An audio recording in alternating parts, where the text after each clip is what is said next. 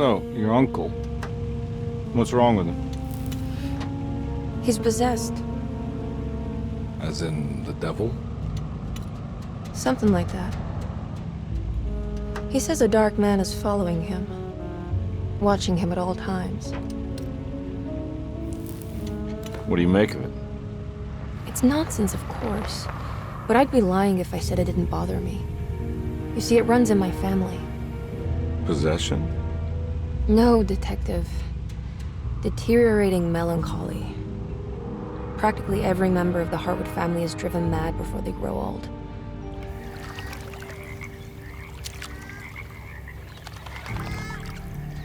But Jeremy didn't kill himself. Is that why he's at your setup? Despite being convinced that he is truly possessed, he decided to put his last chips on Dr. Gray and his psychoanalysis, figuring he might stumble upon some cure.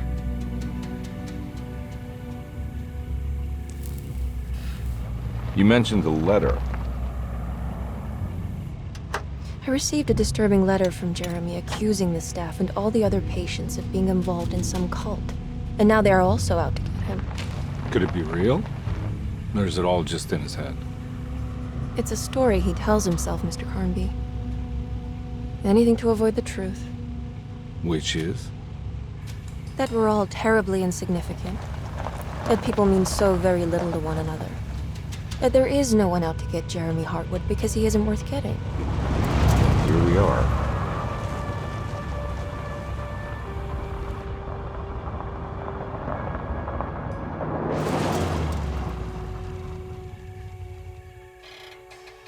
My uncle's not well, Mr. Carnby.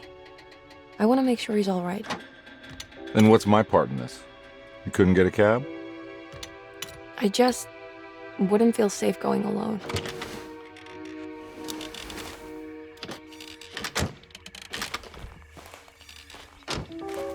Did you bring a gun?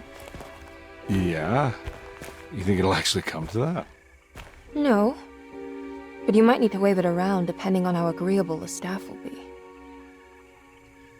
What exactly are we gonna do when we find Jeremy? I don't know. Let's just find him first.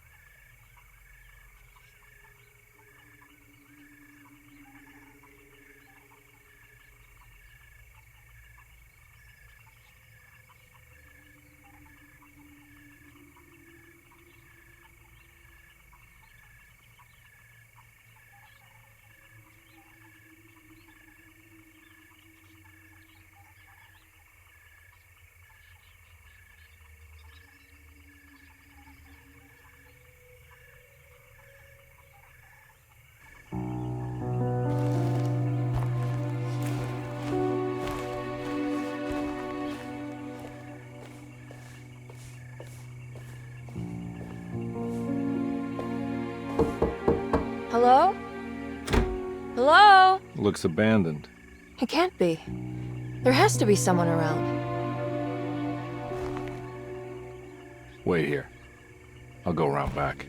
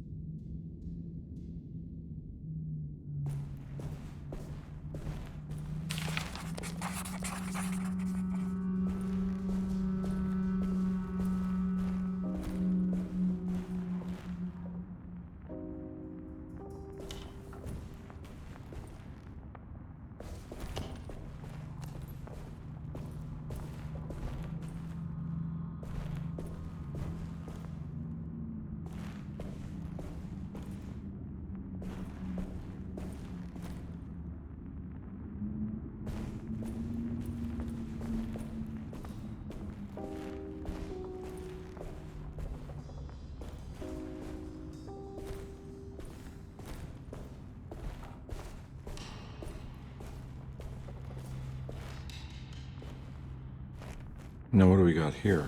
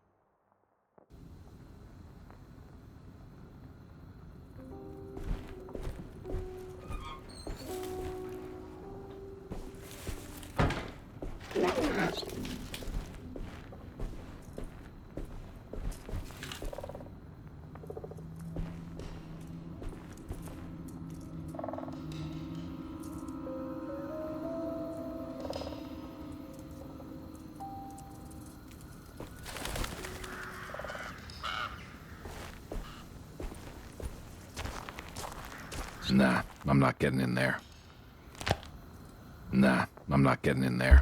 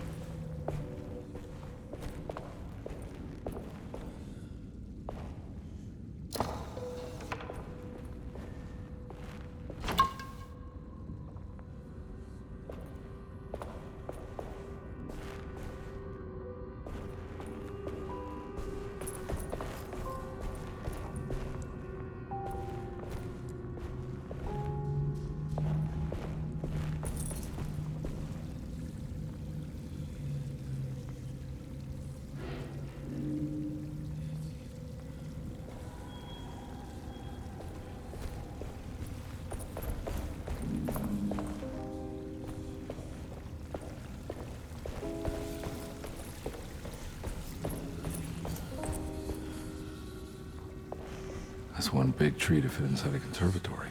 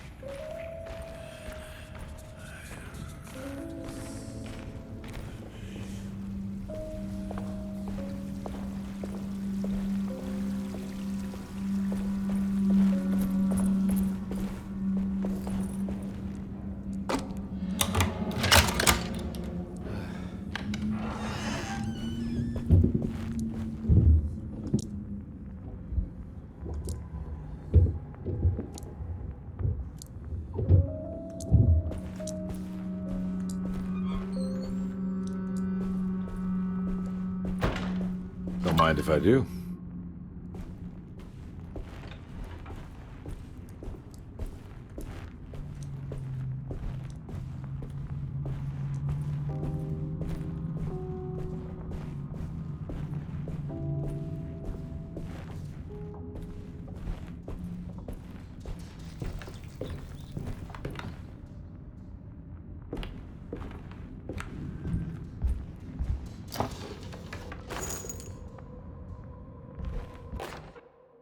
Every day your silence weighs a little heavier. It's been a difficult year for everyone, and many have lost all hope. I read in the papers about people suffering. Pictures of dust-covered landscapes without a drop of water. I wish I knew if you were still tending the earth or if you had turned your back against us. I have started to look for help elsewhere. I pray you will tell me if I am going down a path that you find disagreeable. With help from Baptiste and Charlotte, I found comfort in the practice of the voodoo. I have long been skeptical of that Caribbean cult, but it's been of good use to me. It seems all harmless in my book. I say some words dreamt up by the Creoles, and I carry around a small pocket of gris-gris. Nothing of this is mentioned in the Bible, of course, but the French Quarter priestess tells me it's all connected. She says the Christian God is just one more perspective on the creator of things. That's what I like to think, but the other way around, that the spirits of her faith are just aspects of you, our Heavenly Father. I am so grateful for the words you gave Mr. Hartwood. We will sing your praises at St. John's Eve. The world will be blessed soon again. Only the sacrifices of the Old Testament compare to your demands. Let it be the truth. A mother of earth, wood, and dirt. A mother of 1,000 young. Sacred sand, $1. Black cat oil, $1.50. Devil shoestrings, a quarter. That makes $2.75, madame. What was that you were telling the doctor? A goat without horns. What does that mean? Ah, you must have misheard me, madame. I said no such thing. Please, I know I don't look like any of you, but I'm devout.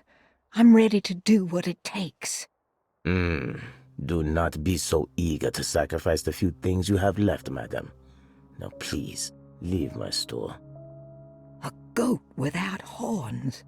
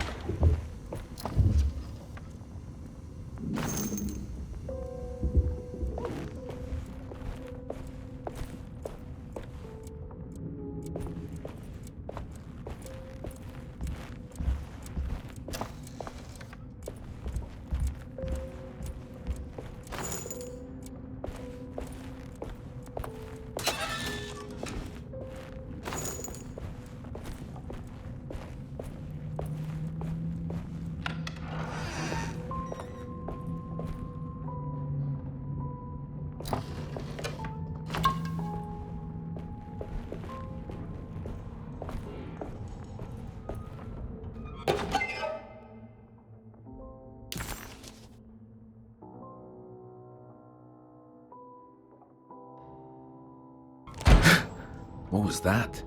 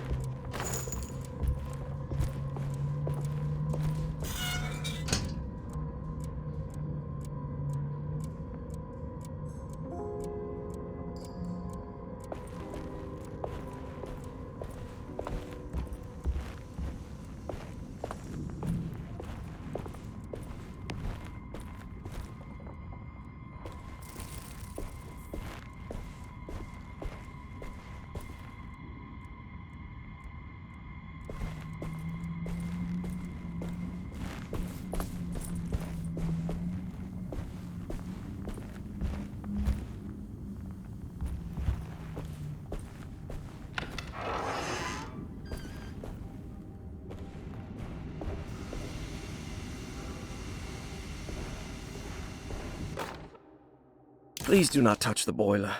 It is working after all. While the sabotage has caused a leak, only the decorative plate has been completely ruined. Let's wait for Mr. Chance to turn up and he can take a look at the leak. Mr. Waits.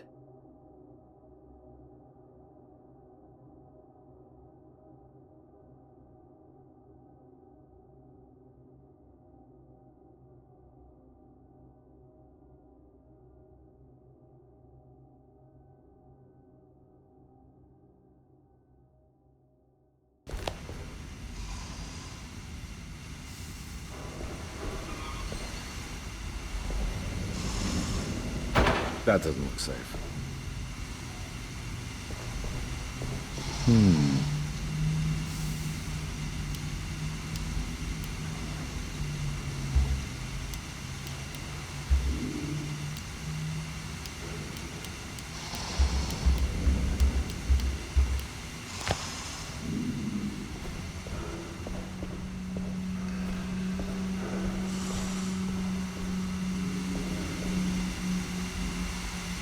There's something missing.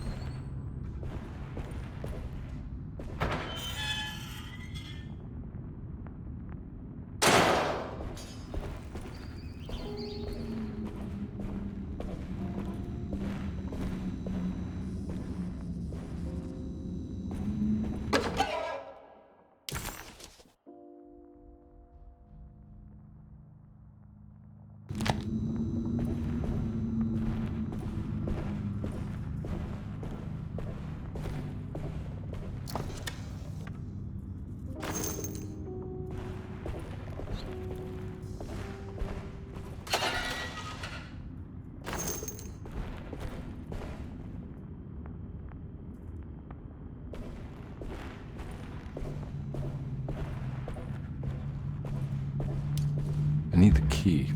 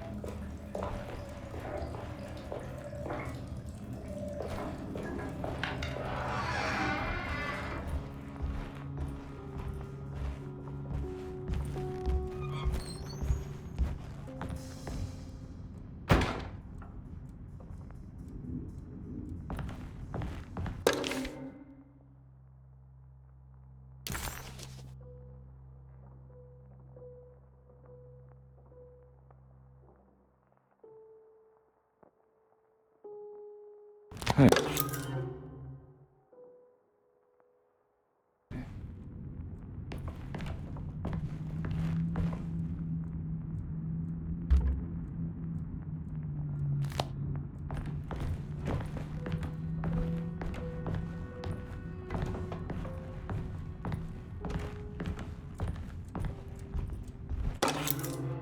Sunday, June 22nd. I spent all day looking for Jeremy. I should have cared for the others, but I'm scared that he will do something irreversible. Cassandra is upset that I didn't give her the latest shipment of pain medication that Waits brought from the post office yesterday. I would have given it to her, but the company didn't send a new key this time around, so the box is just sitting there on my desk. They must have figured we had plenty of their gimmicky keys by now. I only remember seeing one lately. Grace was playing with it inside the grand parlor. Unless it turns up by itself, it will have to wait. I have to figure out where Jeremy is. I think Jack knew something. That dog of his found a strange rot permeating the house. She's showing us, he said. Like those blots and streaks of fetid rot was talking to him.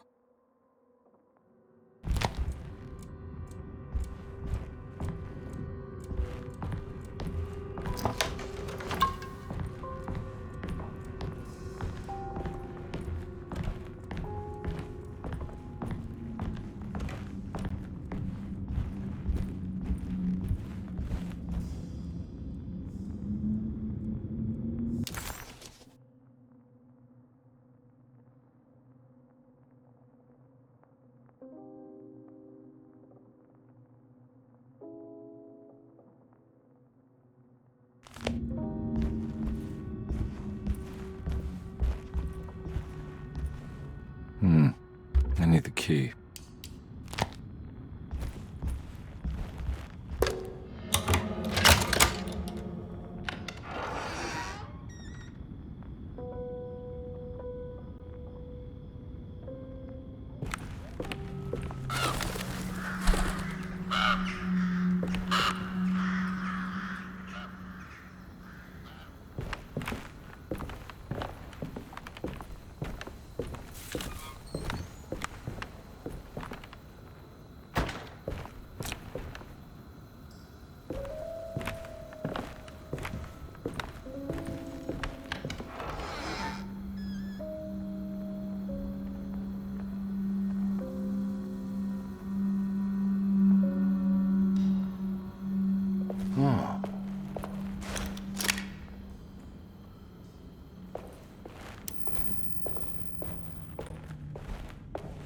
I need the key.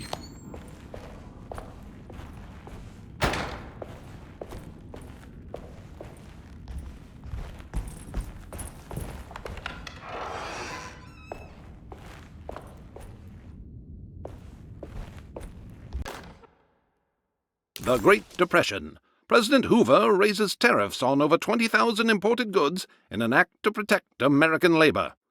Following the collapse of the Wall Street stock market on October 24 last year, American industry has suffered greatly. Thousands of companies have gone bankrupt and left a large part of the American workforce unemployed. In an attempt to turn the tide, the Smoot-Hawley Tariff Act has been signed by President Herbert Hoover. By regulating commerce with foreign countries, the government hopes to encourage the industries of the United States to compete with cheap foreign imports. Superstition on rise. New Orleans voodoo stores and spiritual mediums see increased profit during troubled times. While the market has faced hard times ever since Black Thursday of last year, voodoo doctors and snake charmers see significant rise in number of customers. With the coming Eve of St. John on the 23rd, the police expect increased cult activity around Bayou St. John, the southern shore of Lake Pontchartrain. Voodoo rituals in that area on the Eve of St. John have a long tradition reaching back to the first snake worshippers brought as slaves from West Africa. During the 19th century, its practice was popularized by the legendary Marie Laveau, and has since been embraced by many of the Creoles and the surviving aristocracy of the French Quarter. Author seeks asylum. Rumors regarding author Cassandra Beauregard making Derceto her home verified.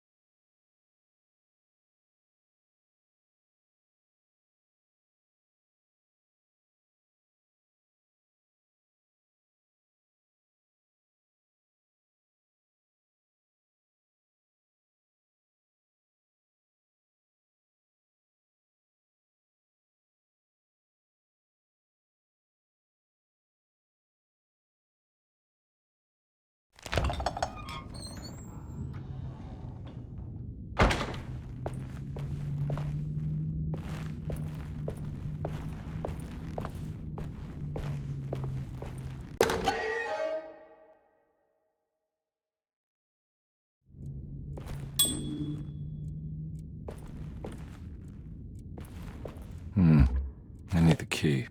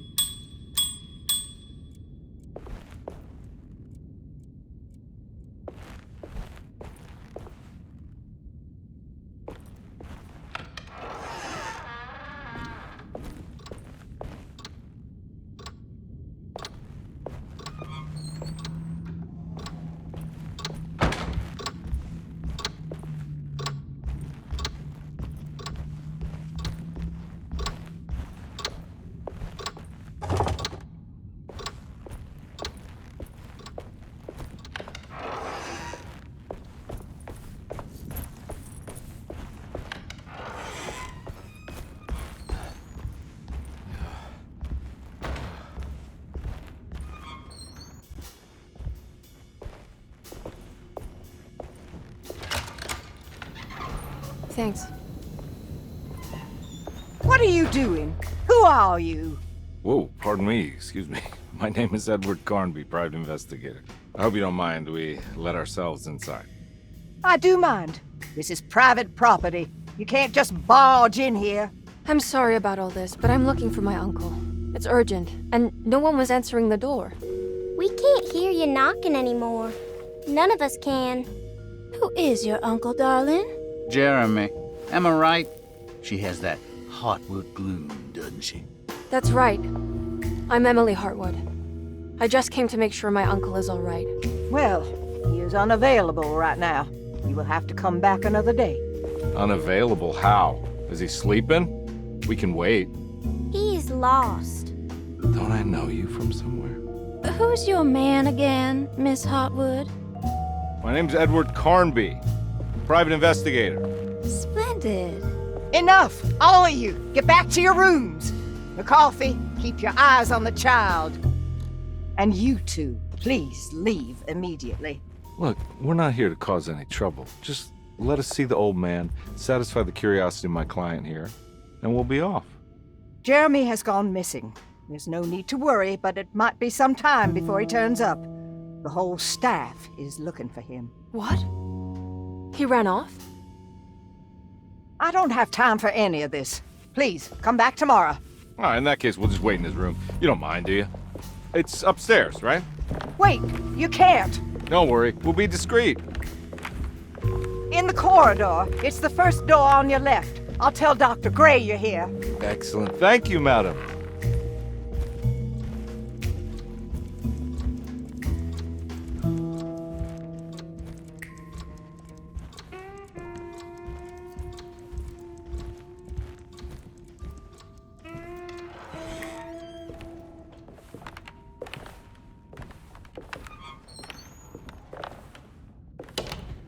All right, here we are. Let's look around. See if we can pick up any clues.